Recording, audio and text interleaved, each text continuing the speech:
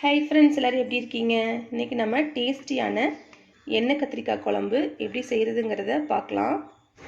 இது வணக்கி அரைச்சி செய்கிறது டேஸ்ட்டு நல்லாயிருக்கும்.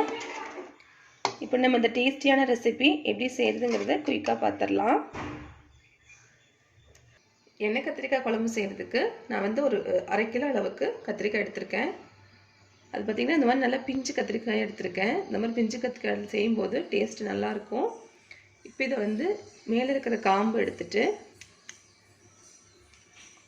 இந்த மாதிரி கீத்தல் போட்டுக்கலாம்.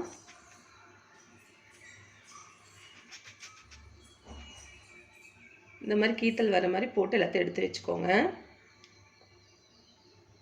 இந்த பகுதி அப்படியே விட்டுடலாம். இது தண்ணியில் சேர்த்துக்கலாம்.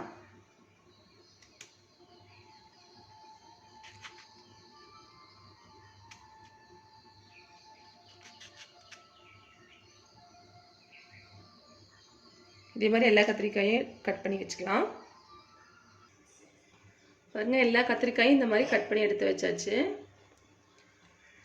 ஒரு பாத்திரத்தில் கொஞ்சமாக எண்ணெய் சேர்த்துருக்கேன். இப்போ நம்ம கத்திரிக்காய்களை நல்லா வணக்கி எடுத்துக்கலாம்.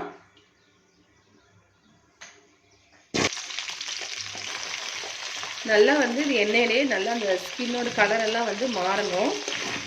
அந்த அளவு நல்லா வணக்கிடலாம்.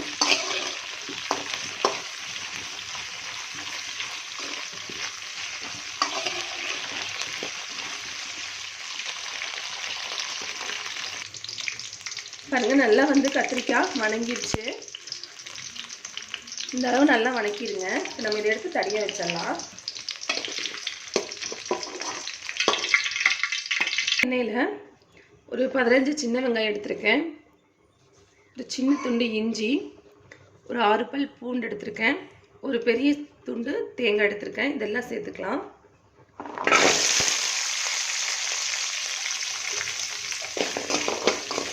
இதிலே 1/2 ஸ்பூன் சீரகமும் 1/2 ஸ்பூன் குருமிளகும் சேர்த்துக்கோங்க. அது வீடியோவில் விழுகாமல் போயிடுச்சு.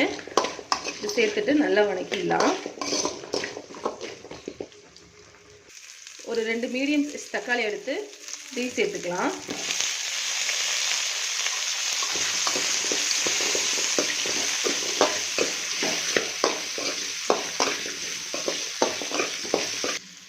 பாருங்கள், தக்காளியும் போட்டு நல்லா வணங்கிடுச்சு.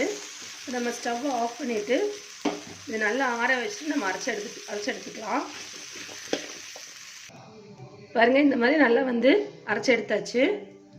இப்போ ஒரு அதே பாத்திரத்தில் எண்ணெய் சேர்த்துருக்கேன். எண்ணெய் காய்ஞ்சதும் கடுகு சேர்த்துக்கலாம். கடுகு பொரியட்டும்.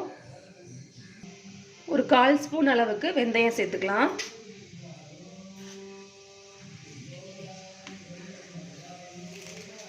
கருவேப்பிலை இலைகள் கொஞ்சமாக சேர்த்துக்கலாம்.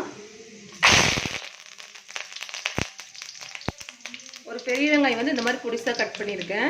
அதை சேர்த்துக்கலாம்.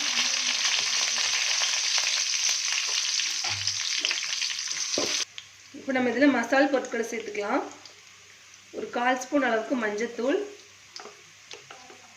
காரத்துக்கு தகுந்த மாதிரி மிளகாத்தூள் சேர்த்துக்கோங்க. நான் 1 ஸ்பூன் அளவு சேர்த்துறேன். 1/2 ஸ்பூன் அளவுக்கு மல்லித்தூள் சேர்த்துக்கோங்க. இதெல்லாம் சேர்த்து நல்லா வணக்கிடலாம். இப்போ நம்ம அரைச்ச பேஸ்ட்டை இதில் சேர்த்துக்கலாம்.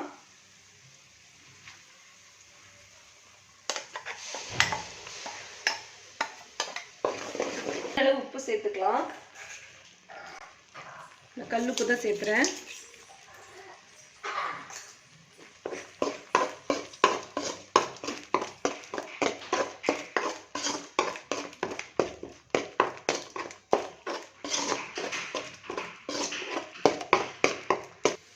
ஒரு சின்ன நெல்லிக்காய் சைஸ் புளி எடுத்து தண்ணி கரைச்சி எடுத்து வச்சுருக்கேன். அதை சேர்த்துக்கலாம். தேவையான அளவு தண்ணி சேர்த்துக்கலாம்.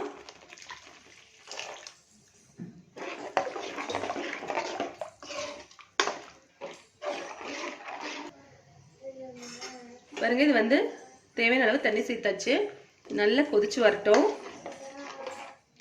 கொதிச்சு கொஞ்சமாக சுண்டட்டும். அதுக்கப்புறம் நம்ம கத்திரிக்காய் சேர்த்துக்கலாம். பாருங்கள் நல்லா வந்து கொதிச்சு சுண்டிடுச்சு. இப்போ நம்ம வணக்கி வச்சுருக்கிற கத்திரிக்காய்களை இதில் சேர்த்துக்கலாம்.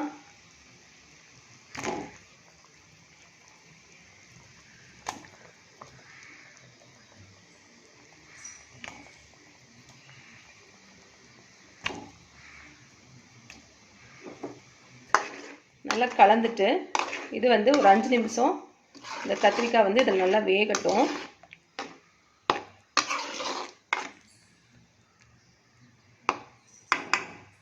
ஒரு 5 நிமிஷம் கழித்து நம்ம பார்க்கலாம்.